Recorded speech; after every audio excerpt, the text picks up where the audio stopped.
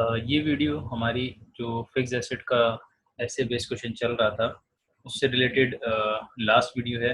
हमारे पास दो रिक्वायरमेंट्स रह गई थी, एच और आई। ये दोनों रिक्वायरमेंट्स इम्पेयरमेंट से रिलेटेड थी। तो इस पूरी वीडियो के अंदर हम ये दोनों रिक्वायरमेंट्स को देखते हैं और देखते हैं कि इम्पेयरमेंट कैसे होती है। पहले एच को पढ़ते हैं, सॉल्व करते हैं और फिर आई पे आते हैं। एच के अंदर ये कह रहा है, at the end of the third year of machine's life, the following future cash flows are expected to receive from the machine during its remaining life। ये कह रहा है कि भाई थर्ड ईयर एंड होने के बाद या थर्ड ईयर के एंड पे ये हमें कैश फ्लोज एक्सपेक्टेड थे कि मिलेंगे। अब प्रॉब्लम ये है कि इसने कैश फ्लोज ये दो तरीके के, दोनों ही कैश फ्लोज है, ये वाला भी ऊपर वाला भी और नीचे वाला भी, दोनों ही कैश फ्लोज हैं। डिफरेंस क्या है कि ऊपर वाले कैश फ्लो जो है ये इसकी प्रेजेंट वैल्यू है और नीचे वाले जो कैश फ्लोज हैं ये फ्यूचर वैल्यू है। तो इसमें से कौन से कैश फ्लोज कौन से होते हैं और उसको कौन से कैश फ्लोज को हमें कंसिडर करना है। तो देखें, जो भी हमें कैश फ्लोज मिलने होते हैं वो फ्यूचर में मिलने होते हैं। तो जो भी उनकी फ्यूचर की वैल्यू होती है वो नॉर्मल वैल्यू होती है। तो ये वो कैश फ्लोज हैं जो कि नॉर्मल हमारे कैश फ्लोज हैं, जो कि हमें फ्यूचर में मिलने होते हैं। लेकिन प्रॉब्लम ये है कि हम यहाँ पे जो इम्पेयरमेंट चेक करने जा रहे हैं वो थर्ड ईयर के एंड पे चेक करने जा रहे हैं। तो जब थर्ड ईयर के एंड पे चेक करने जा रहे हैं तो हमें इन कैश फ्लोज की वैल्यू थर्ड ईयर के एंड पे पता होनी चाहिए। ये जो कैश फ्लो है ये फोर्थ ईयर के एंड पे मिल रहा है, फिफ्थ ईयर के एंड पे मिल रहा है। तो इसकी वैल्यू फोर्थ ईयर के एंड की है, इसकी वैल्यू फिफ्थ ईयर के एंड की है। अब ये बात आपको पता है कि जो कैश फ्लोज हमें फ्यूचर में मिलने होते हैं उन कैश फ्लोज के अंदर इंटरेस्ट का इम्पैक्ट आ जाता है। ठीक है, तो जो फ्यूचर वैल्यू होती है उसके अंदर इंटरेस्ट का इम्पैक्ट इंक्लूडेड होता है। और जब हमें उनकी वैल्यू करंट पॉइंट पे मालूम करनी होती है, जैसे कि थर्ड ईयर के एंड पे, तो हमें वो जो इंटरेस्ट का इम्पैक्ट है वो रिमूव करना पड़ता है। जब हम वो इंटरेस्ट का इम्पैक्ट उसमें से रिमूव कर देते हैं तो हमारे पास कैश फ्लोज की प्रेजेंट वैल्यू आ जाती है। ये जो फ्यूचर वैल्यू होती है कैश फ्लोज की, या ये जो कैश फ्लोज है जिनकी फ्यूचर वैल्यू हमें गिवन होती है, ये कैश फ्लोज हमारे पास कहलाते हैं अनडिस्काउंटेड कैश फ्लोज। ये हमारे पास कहलाते हैं अनडिस्काउंटेड कैश फ्लोज। ठीक है, और ये वाले जो कैश फ्लोज जिसमें से हमने इंटरेस्ट का इम्पैक्ट निकाल दिया होता है, तो वो जो प्रोसीजर होता है इंटरेस्ट का इम्पैक्ट निकालने का वो कहलाता है डिस्काउंटिंग। और ये वाले कैश फ्लोज जिसमें से इंटरेस्ट का इम्पैक्ट निकल चुका होता है ये कहलाते हैं डिस्काउंटेड कैश फ्लोज। ठीक है, अच्छा, अब हमें इन दोनों में से यूज कौन से करने हैं। तो गैप के अंदर हमारे पास दो स्टेप्स होते हैं इम्पेयरमेंट कैलकुलेशन के लिए। उसके अंदर जो पहला स्टेप होता है उसमें हमें बुक वैल्यू को कंपेयर करना होता है सम ऑफ अनडिस्काउंटेड कैश फ्लोज से। ये वाले जो कैश फ्लोज है इनके सम से कंपेयर करना होता है। तो यहाँ पे हम जो फर्स्ट स्टेप के अंदर कैश फ्लोज यूज करेंगे वो होंगे अनडिस्काउंटेड कैश फ्लोज और उनका सम। ठीक है, अच्छा, इसके बाद ये कह रहा है आगे कि वो तो फर्स्ट स्टेप हो गया, उसको हम देख लेंगे। फिर आगे कह रहा है if fair market value of the machine is $250,000 and cost to sell of the machine is $50,000, is the machine impaired. क्या मशीन इम्पेयर हुई है या नहीं हुई, पहली चीज। दूसरी चीज, इफ यस अगर इम्पेयर हुई है, what is the amount by which the machine is impaired, किस अमाउंट से इम्पेयर हुई है, इम्पेयरमेंट लॉस कैलकुलेट करना है।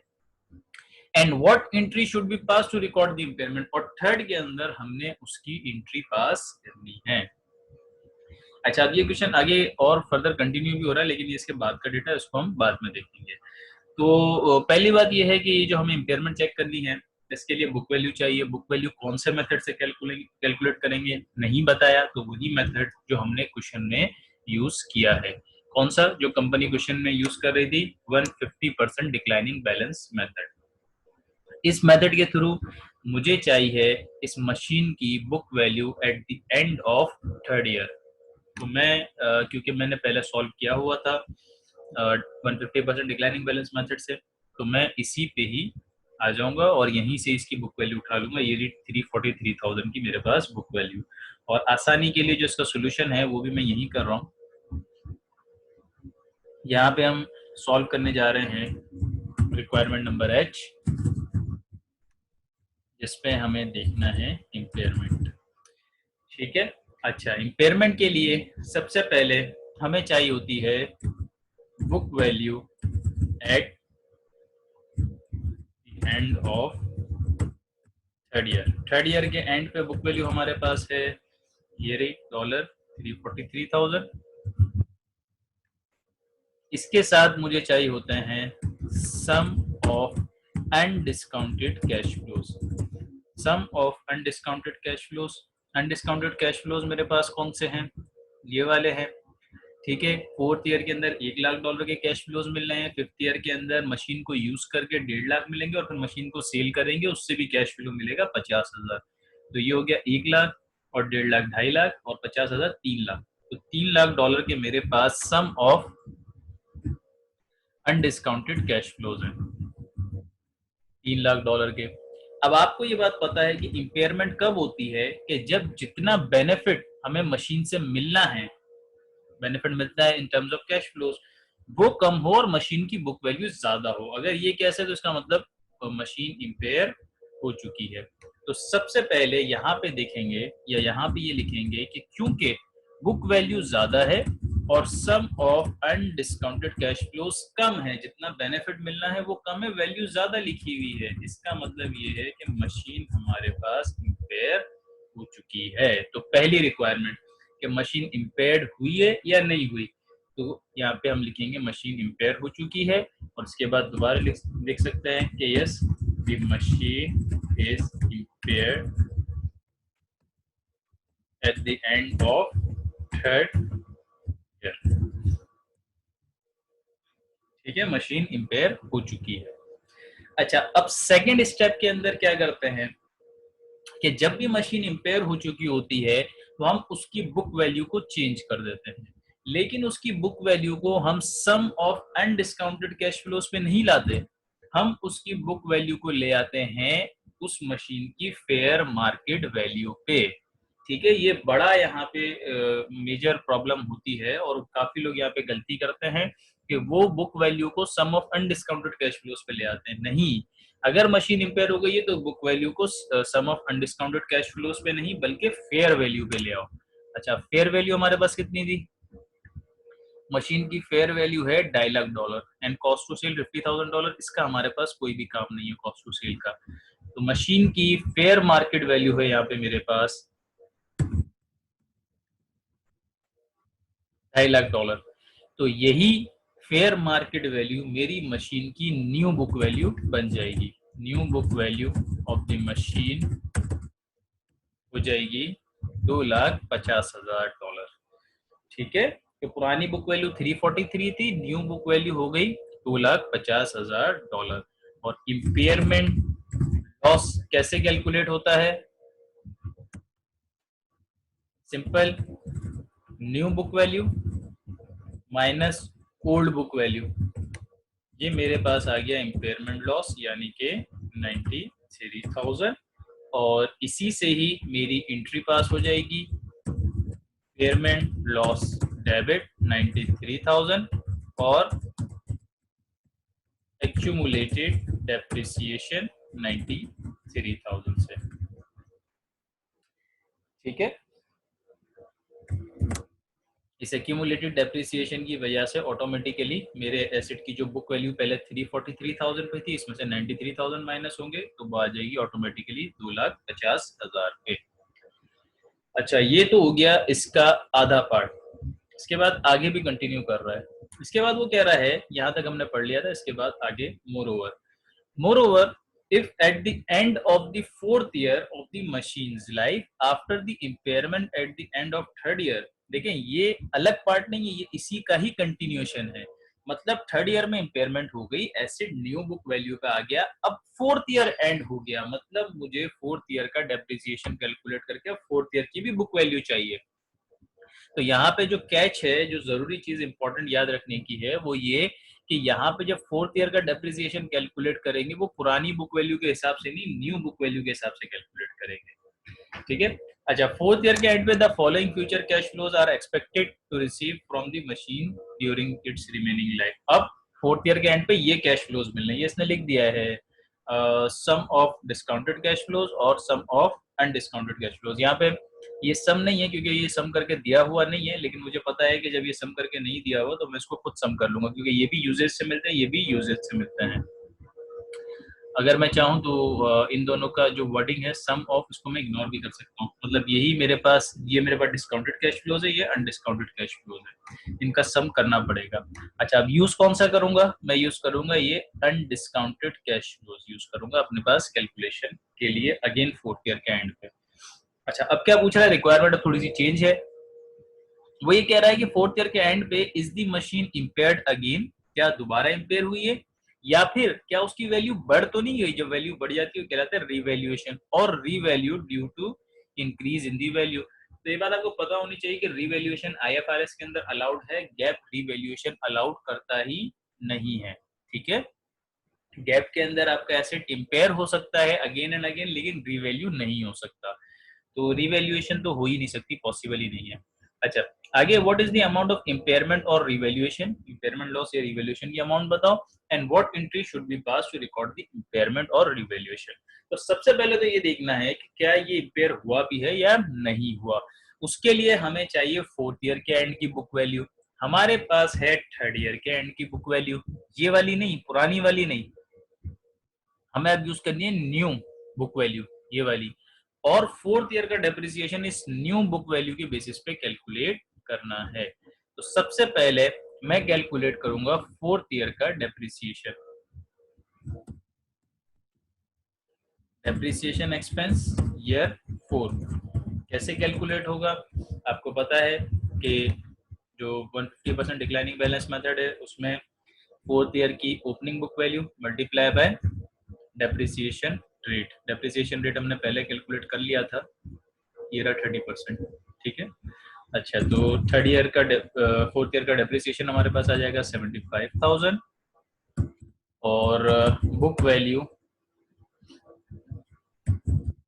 ईयर 4 की मेरे पास आ जाएगी, या इसको मैं एंडिंग बुक वैल्यू कह दूं, ईयर 4 की ये मेरे पास आ जाएगी opening book value minus current year का डेप्रिसिएशन, ये मेरे पास आ जाएगी ending book value 175,000।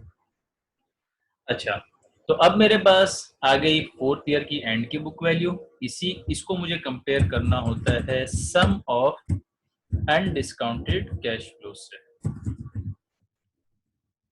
Some of undiscounted cash flows, मुझे अगेन फोर्थ ईयर के एंड पे जो अनडिस्काउंटेड कैश फ्लोज दिए हुए उनका सम 150,000 यूजेज से कैश फ्लोज मिलेंगे, 50,000 सेल से मिलेंगे, यानी कि 200,000। तो यहाँ पे मेरे पास सम ऑफ अनडिस्काउंटेड कैश फ्लोज थे 200,000। अब मैं कंपेयर करूंगा अपनी बुक वैल्यू को सम ऑफ अनडिस्काउंटेड कैश फ्लो से। बुक वैल्यू है मेरे पास 175,000, सम ऑफ अनडिस्काउंटेड कैश फ्लोज हैं 200,000, मतलब कि बुक वैल्यू कम है और सम ऑफ अनडिस्काउंटेड कैश फ्लोज या फिर जो बेनिफिट मिलना है वो ज्यादा है। ठीक है, बुक वैल्यू कम है, बेनिफिट ज्यादा मिलना है, तो इसका मतलब मशीन इम्पेयर हुई ही नहीं है, यहाँ पे नॉट इम्पेयर, यहाँ पे मशीन इम्पेयर हुई ही नहीं है ईयर 4 के एंड पे। जब मशीन इम्पेयर नहीं हुई तो कोई इम्पेयरमेंट लॉस की अमाउंट भी नहीं होगी, जब इम्पेयरमेंट लॉस की अमाउंट होगी नहीं तो हमारे पास कोई एंट्री भी पास नहीं होगी। तो यहाँ पे मुझे लिखना होगा कि no the machine is not impaired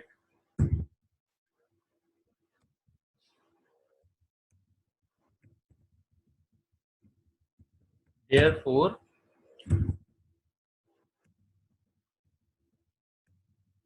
there is no impairment loss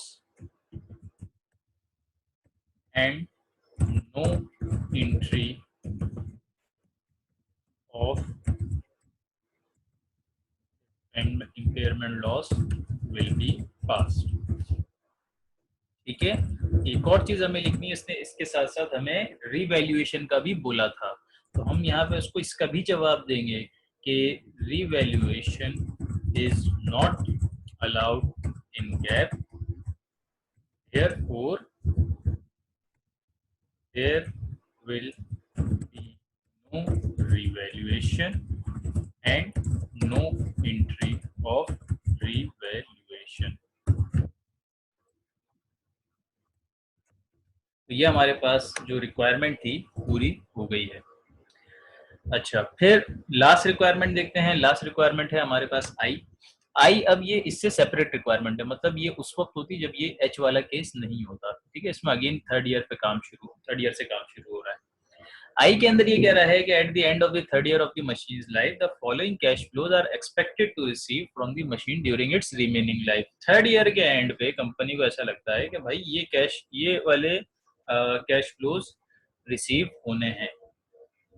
again दो तरीके के कैश फ्लोज दिए हुए हैं, पहले कैश फ्लोज विदाउट इंटरेस्ट और कैश फ्लोज विद इंटरेस्ट। अब इसमें से कौन से कैश फ्लोज हैं जो फ्यूचर के, कौन से अभी के, ये कैसे पता चलेगा? तो देखिए, मैंने आपको बताया था कि जो फ्यूचर के कैश फ्लोज होते हैं उसमें इंटरेस्ट का इम्पैक्ट होता है, और जब हम उसमें से इंटरेस्ट का इम्पैक्ट निकाल देते हैं तो वो प्रेजेंट वैल्यू पे आ जाते हैं और डिस्काउंटेड कैश फ्लोज बन जाते हैं।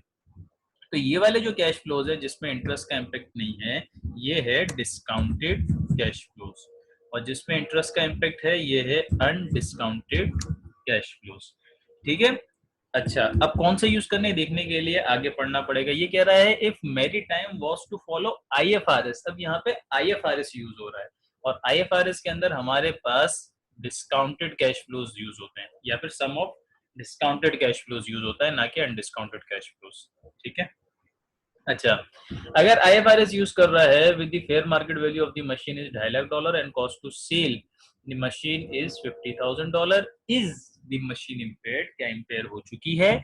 अगर हो चुकी है तो इम्पेयरमेंट लॉस और उसकी एंट्री बता दो, दैट्स इट। ठीक है, रिवैल्यूएशन का नहीं पूछ रहा है यहाँ पे IFRS के अंदर। जब नहीं पूछ रहा तो आपने जबरदस्ती उसको रिवैल्यूएशन अगर है भी तो नहीं देना, सिर्फ इम्पेयरमेंट लॉस पूछ रहा है।